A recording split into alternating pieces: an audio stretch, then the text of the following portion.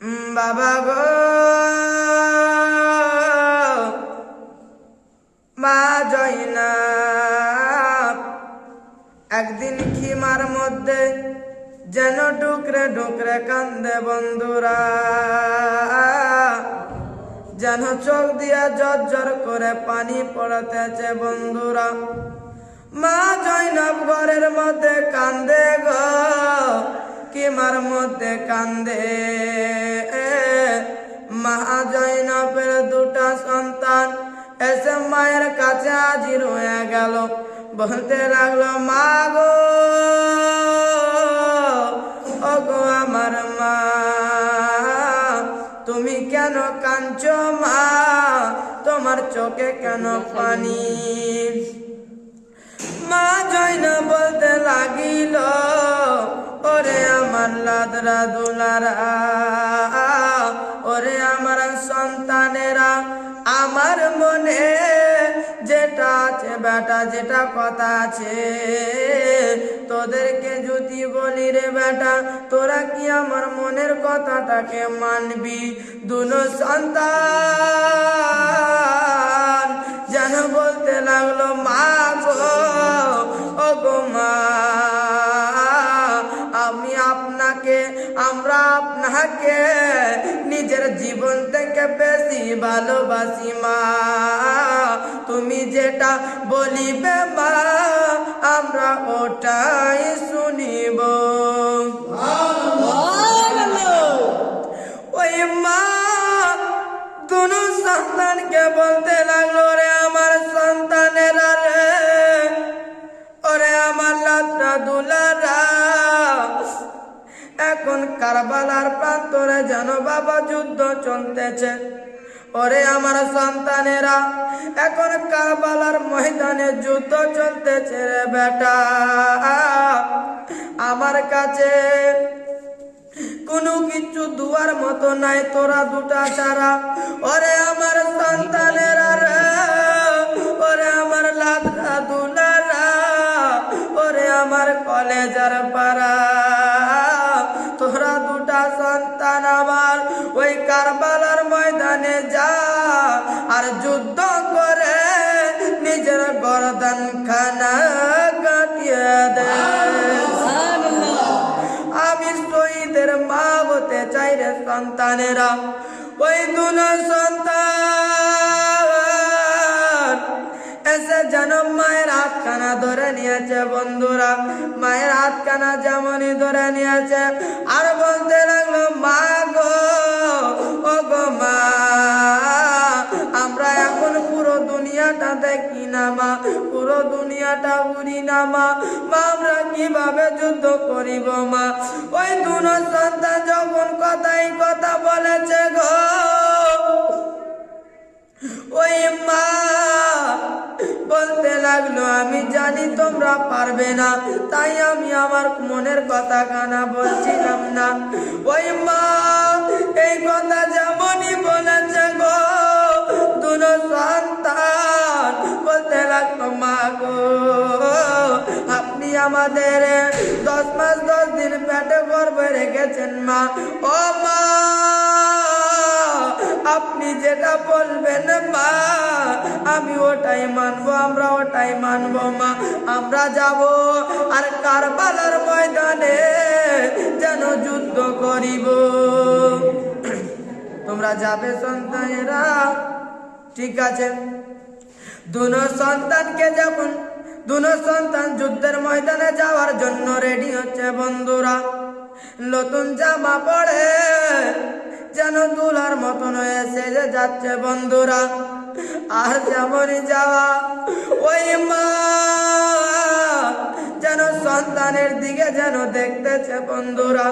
দুনো সন্তান বলতে লাগলো, ও মা গো, মা জানি না আমরা যুদ্ধ করার জন্য ময়দানে কারবালার ময়দানে যাচ্ছি মা, জানি না আর ফিরে আসবো কি আসবো না, তবে মা গো একবার শেষবারের মতো আমাদেরকে বুকে টেনে নাও মা, বুকে আদর করো মা। ওই মা যেন দুনো সন্তানকে বুকে করে নিয়ে যেন গালে মুখে চুমু খাচ্ছে বন্ধুরা। ওই মা সন্তানকে যেন নিজের বুকে নিয়া করতেছে, যেন বুকে করে নিয়া যেন গালে মুখে চুমু খাচ্ছে। বন্ধুরা, ওই সন্তান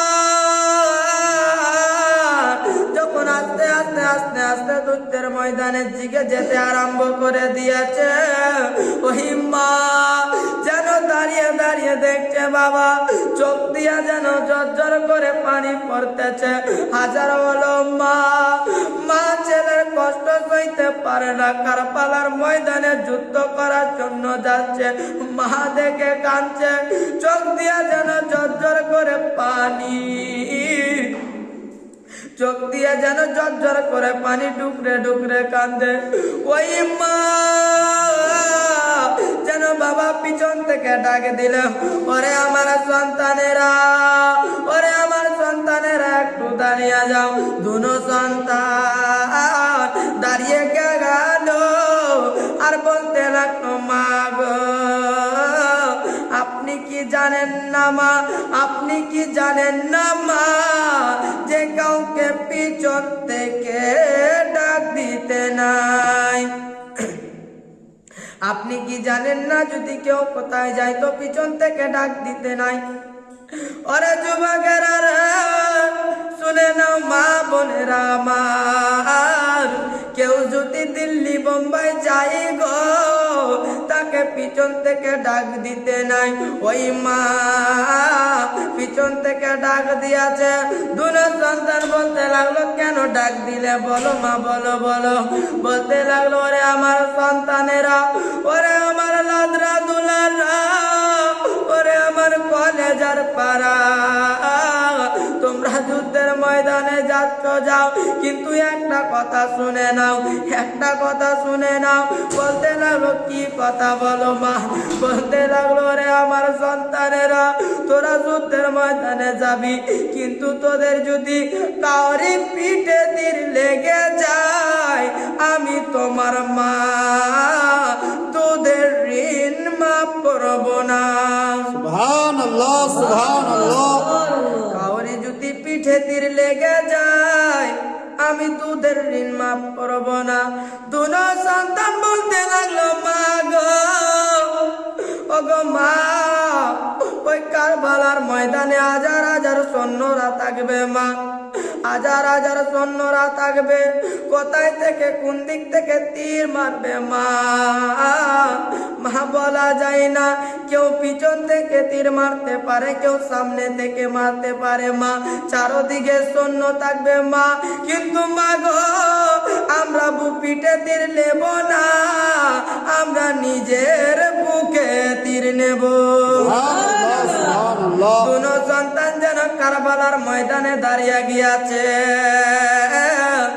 কারবালার ময়দানে যেমন দাঁড়িয়ে গিয়াছে।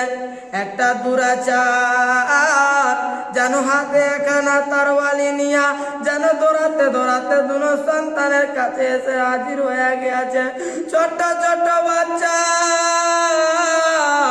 একটার বয়স হলো 14 বছর, একটার বয়স হলো 13 বছর।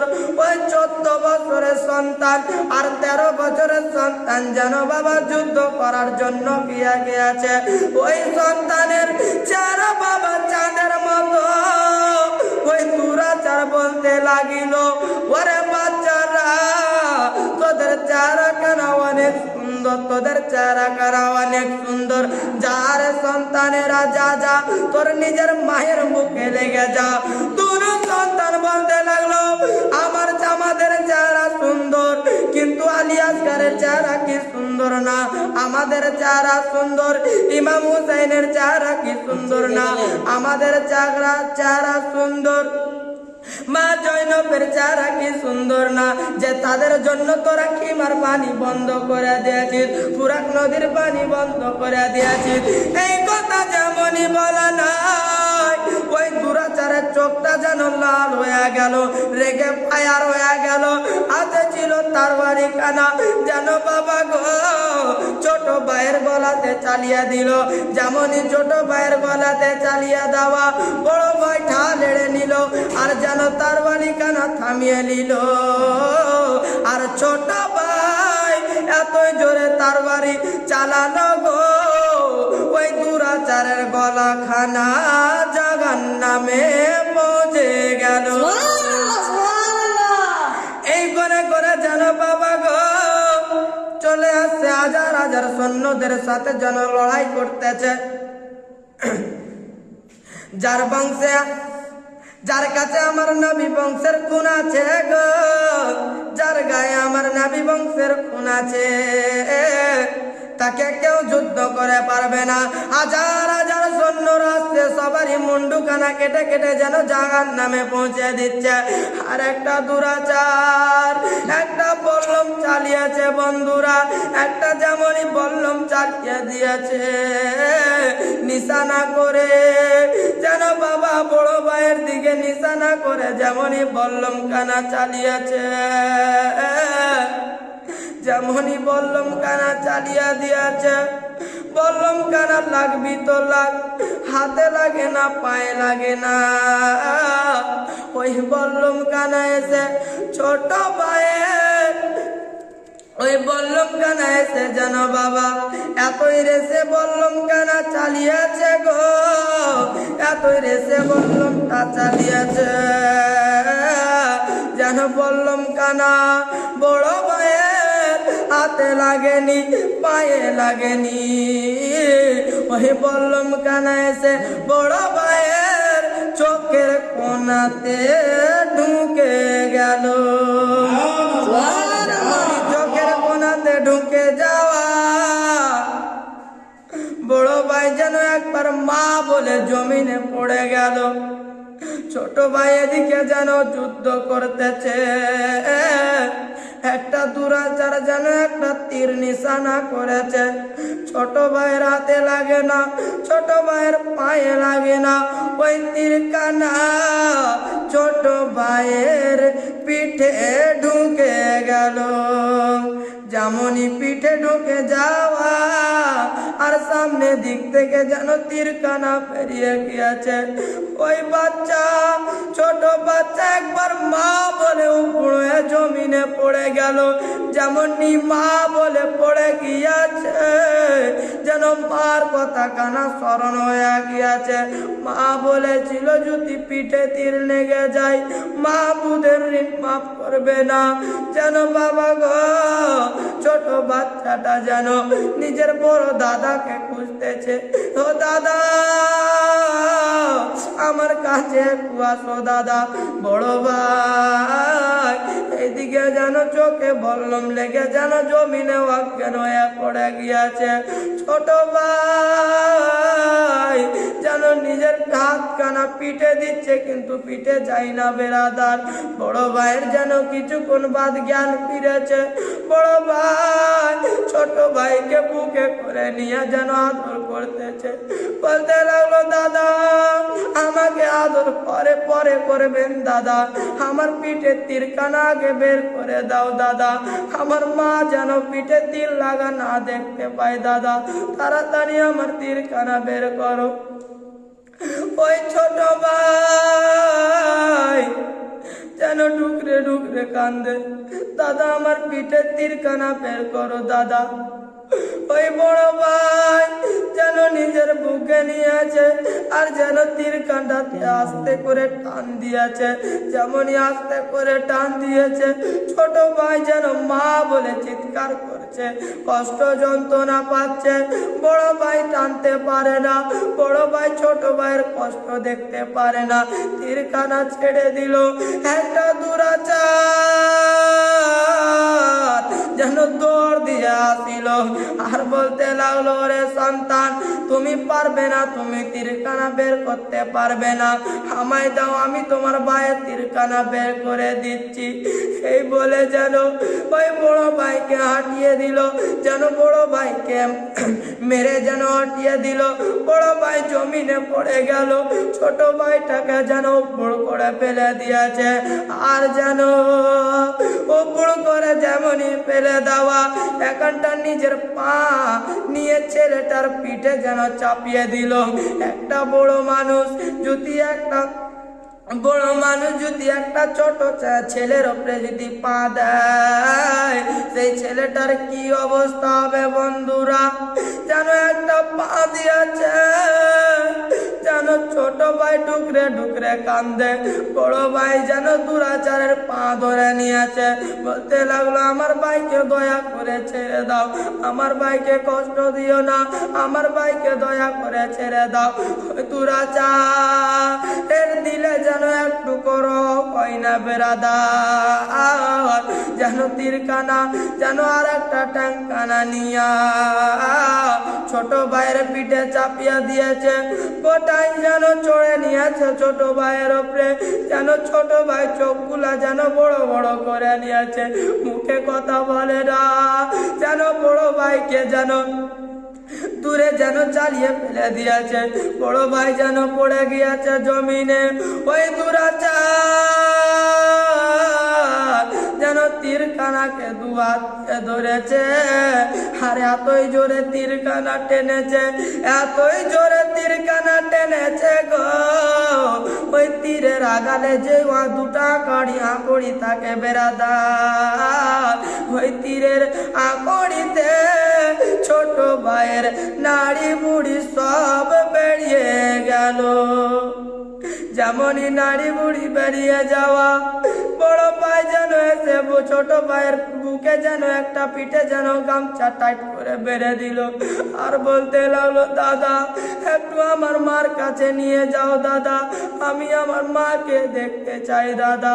বড় ভাই যেন এই কথা করে বুকে করে নিয়ে আছে, আর চারদিকে হাজার হাজার সৈন্যরা যেন ঘেরে নিজে দুনো সন্তানের তামাশা দেখছে বেরাদার। দিলে রহম হয় না, ওই দুরাচারেদের দিলে একটু রহম হয় না। আস্তে আস্তে যেন দুনো সন্তান মার কাছে হাজির হয়ে গেল, আর বলতে লাগলো মা, ওগো মা, ওগো আমার জনম দুঃখিনী মা, আমি পিঠে তীর নিইনি মা, আমি পিঠে তীর খাইনি মা, একটা দুরাচার আমার পিঠে তীর মেরে দিয়েছে মা, আমি পিঠে তীর আনলিনি মা, আমরা ভেগে আসিনি মা। ওই মা ডুকরে ডুকরে কান্দে, দুনো সন্তানকে বুকে করে নিয়া বলতে লাগলো সন্তানেরা রে, আমি জানি তোমরা পালিয়ে আসনি, আমি জানি সন্তান তোমরা পালিয়ে আসনি, তোমাদের তীরখানা ওই পিঠে লাগেনি, ওই তীরখানা আমার কলেজাতে লেগেছে রে সন্তানেরা। বলতে লাগলো মা গো, মা আমাদেরকে শেষবারের মতো একবার বুকে লাগিয়ে নাও মা, যেন মা দুনো সন্তানকে বুকে লাগিয়ে নিয়েছে, আর বলতে লাগলো রে আমার সন্তানেরা রে, যা রে সন্তানেরা, আবার তোরা কারবালার ময়দানে যা, আর নিজের গর্দান কানা কাটিয়ে দে। দুনো সন্তান বলতে লাগলো মা গো, আমরা তো চলতে পারি না মা, কিভাবে যাব মা? দুনো সন্তান যেন আবার আস্তে আস্তে কারবালার ময়দানে হাজির হয়ে গেল। যেমনই কারবালার ময়দানে হাজির হয়ে যাওয়া, ওই দুরাচারেরা যেন বাবা যেন আবার ছুটে চলে আসিল, বলতে লাগলো তোমরা যে গিয়েছিলে আবার কেন আসিলে? এবার তোমাদেরকে ছাড়বো না, এবার তোমাদেরকে ছাড়বো না। ওই দুনো সন্তানকে